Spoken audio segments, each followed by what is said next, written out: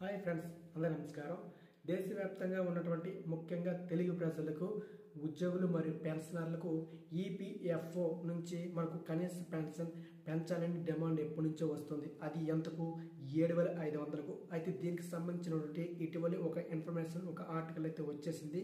దానికి సంబంధించి ఒక గుడ్ న్యూస్ అని చెప్పుకోవచ్చు. దీనికి సంబంధించిన పూర్తి సమాచారం ఈ విధంగా ఉంది. మీకు చదివి వినిపిస్తాను. దయచేసి ఈ వీడియోని మీరు ఎక్కడ స్కిప్ చేయకుండా చివరిదాకా చూడండి. చూస్తే ఇన్ఫర్మేషన్ మీకు అర్థమవుతుంది.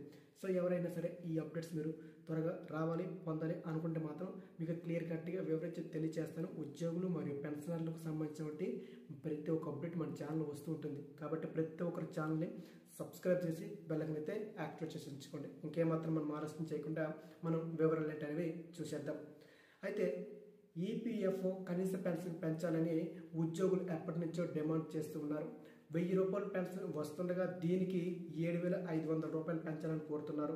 పెరుగుతున్న ద్రవ్యోల్బణం, వైద్య ఖర్చులతో ఈ పెన్షన్ చాలడం లేదని ఆవేదన వ్యక్తం చేస్తున్నారు.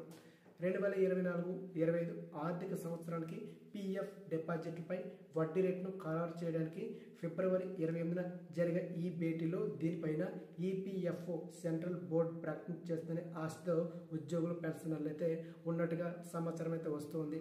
అయితే కనీస పెన్షన్ ఏదైతే ఉందో ఉద్యోగులకి అప్పటి నుంచి డిమాండ్ అయితే ఉందన్నమాట. 2014 నుంచి 1000 రూపాయలు అయితే పెన్షన్ ఇస్తుండగా దీనిని 7,500 రూపాయలకు పెంచాలని కోరుతూ ఉన్నారు.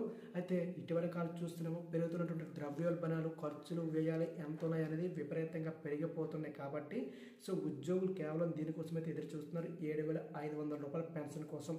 అయితే ఈ నెల మనకు క్యాబినెట్ భేటీలో 28న బడ్జెట్ సమావేశాలు అయితే విడుదల కాబోతున్నాయి. ముఖ్యంగా తెలుగు రాష్ట్రాల్లో, ఏపీలో ఈ యొక్క బడ్జెట్ సమావేశాలు ఉంటున్నాయి. కాబట్టి ముందుగానే డిమాండ్ ఉంది. కాబట్టి దీనికి ఎంత మేరకు ఒకవేళ బడ్జెట్ కేటాయిస్తారో ఏంటి అనేది తెలియాల్సి ఉంది.